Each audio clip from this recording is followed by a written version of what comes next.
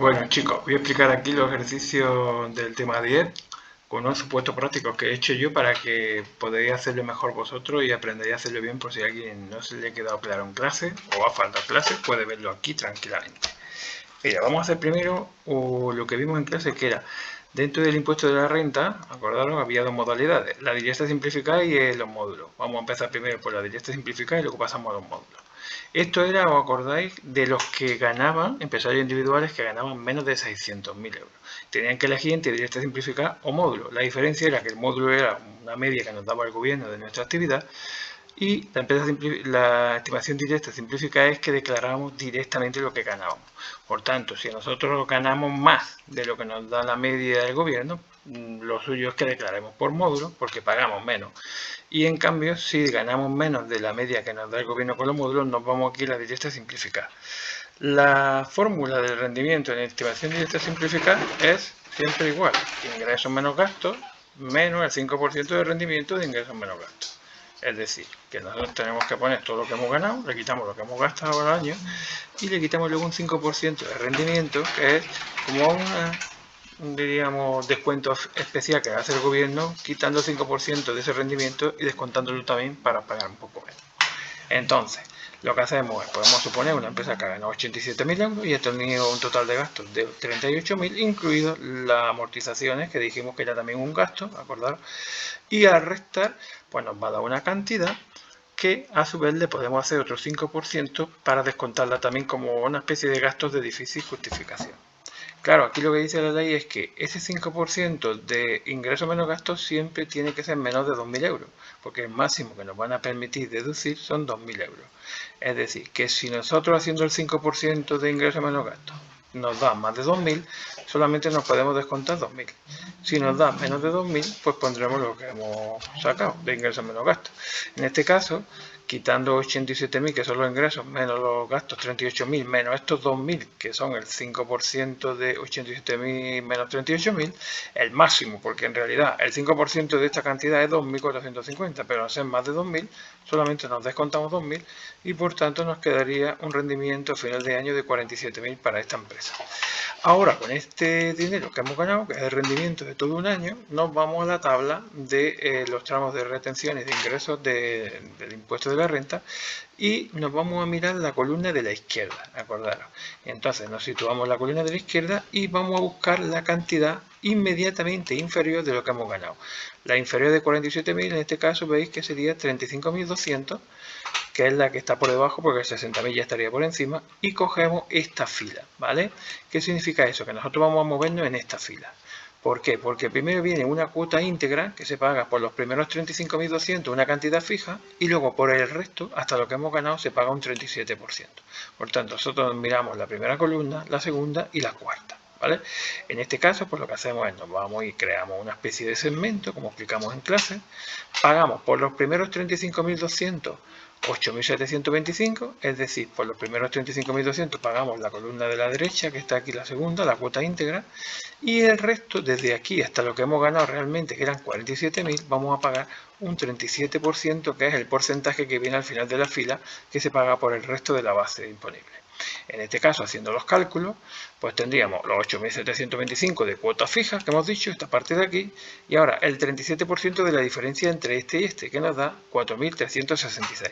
Sumamos la parte fija con la parte variable y nos da al final 13.091 euros que tendríamos que pagar con 50 del IRPF de esta empresa, de haber tenido unos ingresos y unos gastos y un rendimiento neto de todo el año de 47.000 euros. Por tanto, esto sería lo que tendríamos que ingresar en Hacienda entre mayo y junio del año siguiente, cuando se hace la declaración de la renta. Pero acordaros que al año anterior habíamos hecho lo que se llamaban los pagos fraccionados, es decir, que cada trimestre íbamos ingresando lo que ganábamos, la diferencia entre lo que ganábamos y lo que gastábamos, un 20% de esa diferencia. Es decir, los pagos fraccionados eran una especie de abono en cuenta, podríamos anticipo de lo que tendríamos que pagar después. Por tanto, si juntando todo lo que hemos pagado el año anterior, porque lo hemos adelantado, el 20% del rendimiento de cada trimestre nos da más de 13.091, nos daría devolver la declaración porque habríamos pagado de más. Si nos falta, pues tendríamos que abonar nosotros la diferencia. Por eso hay declaraciones que son a devolver y otras a pagar. Eso sería en cuanto a la estimación directa simplificada. Acordaros que siempre se aplica esta fórmula, ingreso menos gasto menos el 5% de rendimiento, ¿vale? Que es ingreso menos gasto. La otra modalidad es elegir módulos, que dijimos que era una especie de media que hace el gobierno de todas las actividades económicas, calculando una serie de parámetros como metros cuadrados, potencia de luz, número de trabajadores, número de mesas, de sillas, en fin, una serie de parámetros, y cada negocio tiene una cantidad. Vamos a suponer en este caso que tenemos una actividad nosotros, un negocio, que al final nos da 32.400 euros después de haber hecho todas las reducciones que podemos hacer y descuentos de los ingresos, le quitamos todos los gastos y todas las reducciones y nos da 32.400. Pues en este caso no hay que hacer nada, directamente hacemos como en el paso anterior, nos vamos a la tabla y cogemos la fila, o la columna izquierda y nos situamos la cantidad inmediatamente inferior de lo que hemos ganado. En este caso, como hemos ganado 32.400, pues nos vamos a coger la inmediatamente inferior, que es la de 20.200, que está por debajo, y nos vamos a fijar solamente en esta fila. En esta fila tendremos que por los primeros 20.200 que hemos ganado pagaremos 4.225,50 de cuota fija, y por el resto, es decir, la diferencia entre 20.200 y lo que hemos ganado realmente nosotros, que eran los 32.400, por este resto pagaremos un 30%, que es el porcentaje que viene al final de la fila, si os fijáis aquí a la derecha, que es lo que se paga por el resto. Es lo mismo que en la otra, siempre se paga una cuota fija por por el primer tramo, y luego por el segundo, que es la diferencia entre esta cantidad y la que hemos ganado, se paga un 30 o un 37 dependiendo. Veis que va subiendo conforme se gana más se paga. Entonces, en este caso, volvemos aquí, tenemos aquí el cuadro, hemos ganado 32.400, por los primeros 20.200 hemos pagado 4.225 de cuota fija, está aquí, y luego le hemos hecho el 30% a la diferencia entre lo que nosotros hemos ganado realmente, 32.400 menos la columna de la izquierda que venía arriba en la tabla, 20.200, que era la cantidad que habíamos cogido. Entonces, haciendo el 30% de esto nos da 3.660. Esto se sumaría a la parte fija y en total tendríamos que pagar 7.885 euros de impuesto de la renta, ¿vale? Es decir, una empresa que ha ganado 32.400 euros al final de beneficio de rendimiento del año anterior, tendría que pagar 7.885 de impuesto de la renta. Estamos hablando, acordaros, de empresarios individuales o autónomos, porque estamos en el impuesto de la renta de las personas físicas, ¿vale? Aquí, igual que en el caso anterior, si tenemos anticipado ya a través de los pagos fraccionados cantidades, acordaros que aquí las cantidades ingresadas eran menos porque en los módulos se ingresaba un 4% si teníamos más de 2 trabajadores, un 3% si teníamos un trabajador y un 2% trimestral si teníamos o si no teníamos ningún trabajador. Por tanto, lo que hacemos es que sumamos todos los ingresos que tenemos a cuenta y si tenemos más de esta cantidad, pues nos debería devolver, pero si tenemos menos tendríamos que abonar la diferencia. Y esta declaración, como sabéis, se hace entre el 2 de mayo o el 3 de mayo, dependiendo si es festivo, y el 30 de junio del año siguiente o del año que ha acabado ya, ¿vale?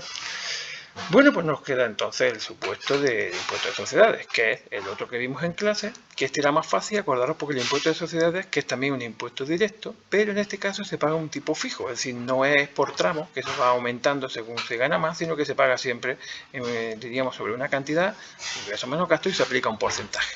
Siempre el impuesto de sociedades, ahora mismo en el Estado español, está en 25% de rendimiento, pero se permite a las empresas que los 2 primeros años, cuando son de nueva creación, puedan pagar un 15% por los primeros 300.000 euros que ganen, y a partir de 300.000 euros en adelante un 20%.